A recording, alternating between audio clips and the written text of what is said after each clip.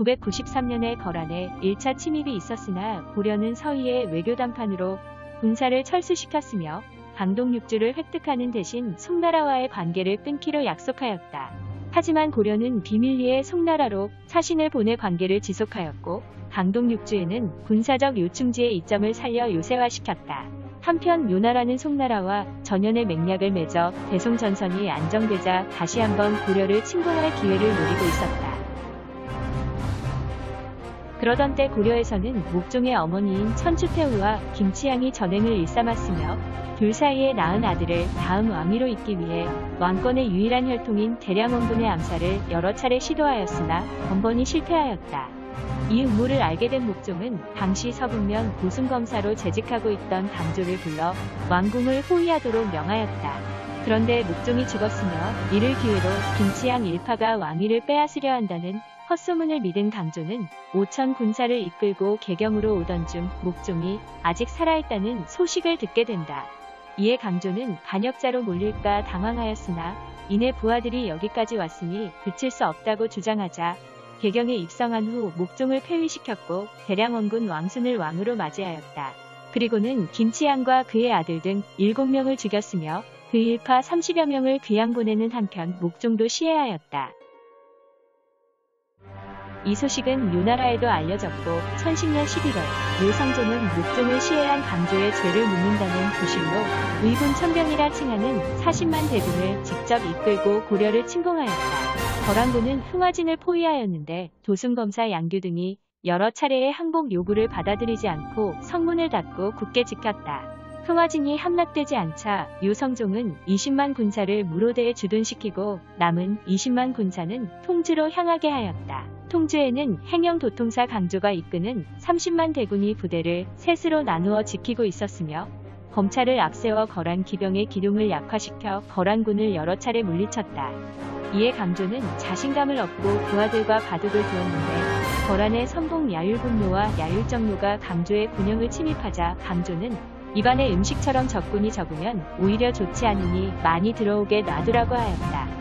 이윽고 거란군의 대거 침입으로 강조의 진영이 돌파되었고 강조와 이현운 등이 포로가 되었으며 도주하던 고려군 3만여 명이 전사하였다. 거란군은 승세를 타고 완암령과 통주성까지 공격하였으나 김운, 최질 등의 분전으로 더 이상의 추격을 막아냈다. 한편 포로로 잡힌 강조에게 묘성종은 여러 번 신하가 되기를 요청하였으나 나는 고려 사람인데 어찌 너의 신하가 되겠느냐고 끝까지 반대했지만 이현운은 거란의 신하가 되겠다고 말하자 강조가 이현운을 발로 차면서 너는 고려 사람으로 어찌 그따위로 말하느냐고 화를 내며 끝까지 고려에 충심을 보였으나 처형되고 말았다. 고려 현종이 통주 전투의 소식을 듣고 중랑장 지체문을 서경으로 보내 구원하게 하였으나 지체문이 서경으로 도착하기 전에 이미 서경 고유수 원종석은 거란에 항복한다는 소문을 만든 상태였다. 그래서 지체문이 서경에 도착했을 때도 성문을 열지 않으니 같이 온 최창이 군대여사 조자기를 불러 포짓자 성문을 열었고 이들은 원종석에게 성을 지키자고 했으나 거부하였다. 그러자 지체문과 최창은 몰래 항복 사절을 기습해 죽이고 표문을 불태워 항전의식을 고취하였고 얼마 후 동북계 도순검사 탁사정이 지원군을 거느리고 합류하였다. 이때 고려 조정이 거란에 항복 사절을 보내자 묘성종은 서경에 점거 병력을 보냈는데 지체문과 탁사정이 이들을 공격하여 물리쳤고 임원영 남쪽에서 3천여 명을 전사시키는 전과를 이루어내지만 거란군의 역습에 패주하고 성은 포위되었다. 서경에는 거란의 1차 침입 때 안윤진 전투를 승리로 이끈 대도수도 있었는데 탁사정이 그대가 동문으로 나는 서문으로 나가 앞뒤에서 협공하면 이기지 못할 것이 없다고 속이고 도망가버렸다. 대도수는 탁사정의 말대로 동문으로 나왔으나 속은 것을 알고 전력차를 극복하지 못할 것이라는 판단하에 거란에 항복하였다. 이로써 서경은 흥전등화의 위기였으나 통군록사 조원과 애수진장 강민첨 등이 흩어진 군사들을 모으고 성을 굳게 지켜 함락은 면할 수 있었다. 이후 거란군이 곽주를 침입하자 방어사 조성류는 도망갔고 남은 군사들이 거란의 공격에 맞섰으나 성이 함락되었고 6,000명을 뽑아 성을 지키게 하였다.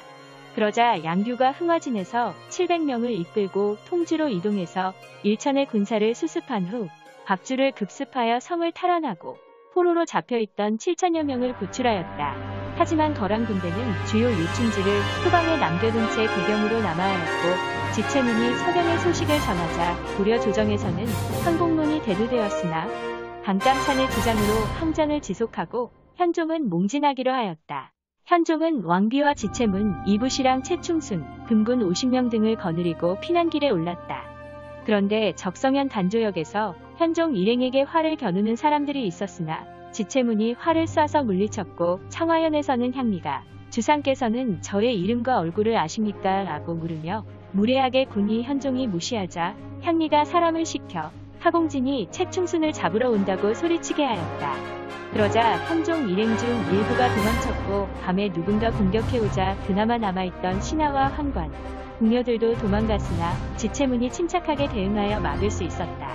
지체문은 하공진을 만나 지난밤의 소행이 하공진의 소행이 아님을 밝혀내고 하공진이 거느린 군사 20여 명이 현종 일행에 합류하였다. 하공진은 거란군의 철수를 위해 거란 군영에 갈 것을 자청하였고 현종이 이를 허락하였다. 이때 하공진이 청화현에서 거란의 선봉과 조우하였고 거란 측이 국왕이 어디 있는지를 묻자 하공진은 남쪽으로 몇 마리 되는 곳으로 그냥 갔다고 속여 거란군의 추격을 막을 수 있었다. 이윽고 하공진이 묘성종에게 회군을 요청하자 후방이 불안정하다고 여긴 묘성종이 이를 허락하여 하공진을 볼모로 삼고 회군하였다. 그러나 고려군은 회군하는 거란군을 절대 고이 돌려보낼 생각이 없었다. 귀주결장 김숙흥은 거란군 1만여 명의 목을 베었고 양규는 무로대에서 거란군 2천여 명의 목을 베고 포로로 잡혀있던 2천여 명을 구출하였다. 이후 이수에서 2,500여 명을 죽이고 포로 1천여 명을 구출하였으며 사흘 뒤 여리참에서는 1천여 명을 죽이고 포로 1천여 명을 되찾았으며 애전에서 1천여 명의 목을 베었다. 얼마 뒤 양규와 김숙흥 부대는 묘성종이 지휘하는 대군과 맞닥뜨렸고 양규는 김숙흥과 함께 분전하였으나 군사와 화살이 다 떨어지면서 모두 장렬히 전사하였다. 거란군은 마침내 압록강을 건너 요나라 본토로 퇴각하려 하였으나 흥화진사 정성이 추격하다가 강을 반쯤 건넜을 때 후미에서 공격하니 무수히 많은 거란 군사들이 전사하였다.